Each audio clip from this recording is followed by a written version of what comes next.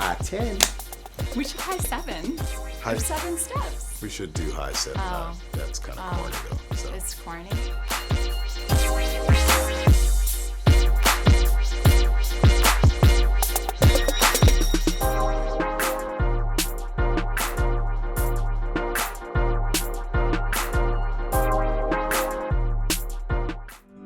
First, let us introduce ourselves.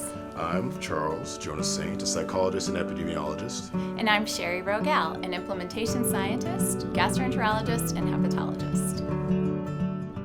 Today, we're going to tell you about the process we will be using to address implementation science problems for our implementation science course.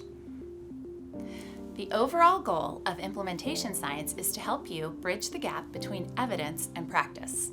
To ease this process, we've pulled together tools from Lean System Redesign, Implementation Science, and Human-Centered Design to make this easy, fun, and effective.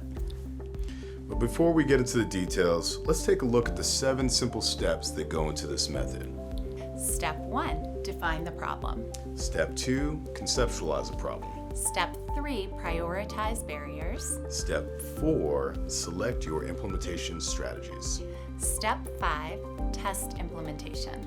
And step 6, evaluate implementation. Step 7, sustain implementation. Okay, so this seems like a lot of steps, but trust, it's easier than it looks. And truthfully, these steps will probably sound very similar to the processes you are already using for your own research or program development.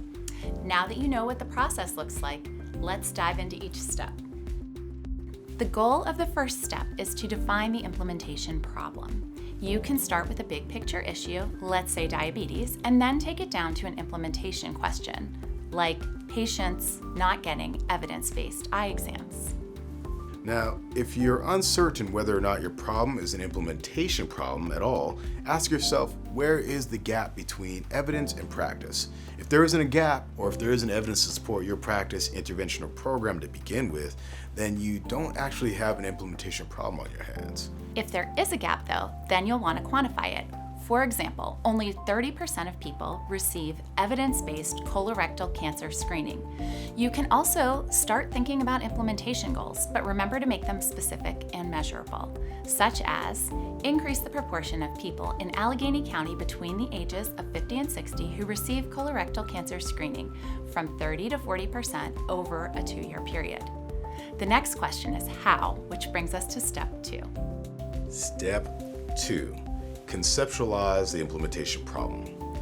Once you've defined the problem in step 1, you need to understand the problem in behavioral terms and conceptualize how you can solve that gap between evidence and practice by addressing the things that contribute to or the barriers that get in the way of your intervention. This is where step 2, conceptualizing, really comes in. This step involves using theory to map out the hypothesized determinants of your problem. Your conceptual model should clearly explain what you believe are the cause and effect relationships between all the variables in your specific situation. This will help you consider, in behavioral terms, what variables and what things need to change in order for implementation to be successful. Says the psychologist. Of course, we love behavior. But seriously, why is there an implementation problem? What needs to change? You won't know until you conceptualize the problem.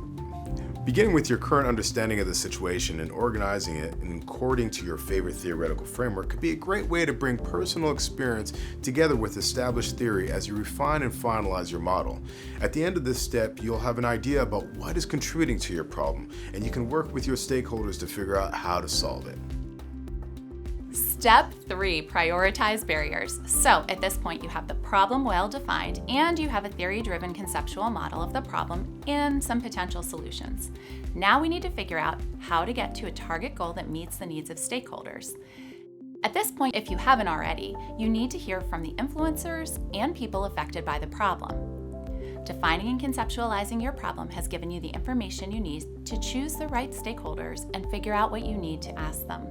Your goal with this step is to think about which barriers in your conceptual model are the most important to target to reach your goal. Step 4, this is the best step, seriously, and not just because I'm the one talking about it. We get to select and specify our implementation strategies. Wait, hold on, people. Actually, conceptualize is the best step because you get to think about theory and you actually get to sit and think about what you're doing and why. Meanwhile, back in the real world where we actually get things done, step 4 is totally the best. Okay. But as a reminder, since I am sure you've watched Shari's awesome strategy video before, implementation strategies are methods or techniques used to enhance the adoption, implementation, or sustainment of an evidence-based practice or program. These range from patient to provider to system-level activities, and there are a lot of them. So how do you pick between these options, Shari? Well, some people just pick one that they like decision aids or EMR tools, but there's a reason that we're waiting until step 4 to consider solutions. You can't pick the right path until you've figured out your destination, gotten a map, identified roadblocks. So now we figure out how to get around those barriers. In the same way, steps 1 through 3 set us up to find the right strategies to carry us through the rest of the journey. Matching strategies to barriers is its own really fascinating and evolving science, so I encourage you to watch the implementation strategy video. The main point is that you need to be thoughtful about selecting your strategies and making sure that you specify them in terms of the who, what, where, when, and why. Step 5, test your implementation. Okay, let's talk about this. All the information is gathered, you know your destination, you've mapped out the territory, you've picked your path, you know the roadblocks and the strategies you will use to overcome them. Now it's time to test how your approach works. You generally will be selecting designs at the provider, clinic, or organizational level.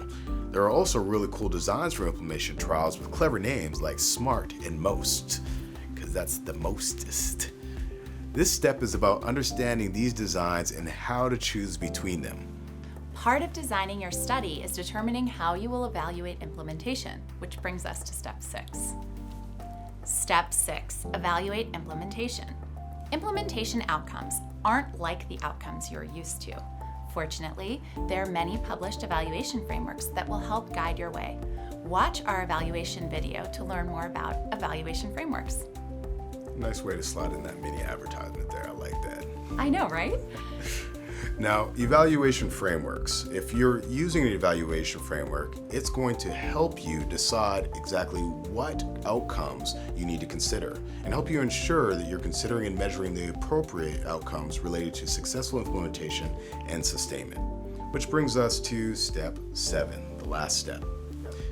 Step 7! All right. Sustain implementation. Getting a change institutionalized over the long term is actually the hardest part of the implementation process and the least often considered. Part of sustainment is making sure the thing you are implementing stays relevant and is adaptable to a changing context.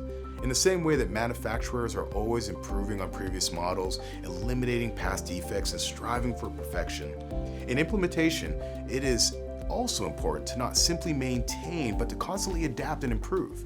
As we implement then, we need to stay on the lookout for ways we can improve, set regular check-in times to reevaluate, and continuously work to ensure that our implementation is the best that it can be. Conversely, we want to make sure that as we develop our implementation strategies, that they are sustainable in the real world for the long haul. It may be great to hire 10 new staff members as part of a funded study, but even if it works, it's not sustainable. So, even though this is called Step 7, keep it in mind early and often. Here is a quick recap on the 7 steps.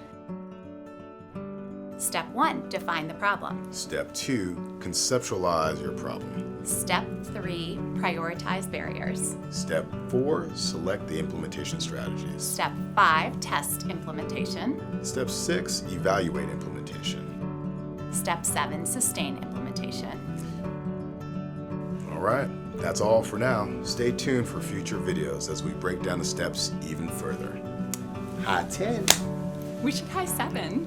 There's 7 steps. We should do high 7. Oh. That's kind of corny though. So. It's corny. All right, bye.